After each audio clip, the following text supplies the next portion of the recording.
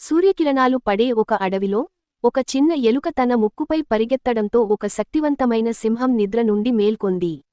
కోపంతో ఆ సింహం తన భారీ పాదంతో ఎలుకను పట్టుకుంది. భయపడిన ఎలుక తన ప్రాణాల కోసం వేడుకుంటూ తనను వదిలేస్తే ఒకరోజు తాను కూడా ఈ ఉపకారాన్ని తిరిగి తీర్చుకుంటానని వాగ్దానం చేసింది.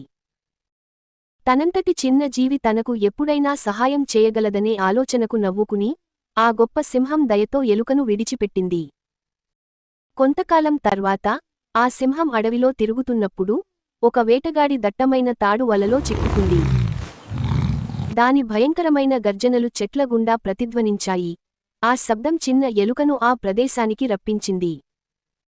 సింహం చేసిన ఉపకారాన్ని గుర్తుంచుకుని ఆ ఎలుక తన పదునైన పళ్లతో దట్టమైన తాడులను కొరకడం ప్రారంభించింది. పోగుపోగుగా వల తెగిపోయింది మరియు సింహం విముక్తి పొందింది.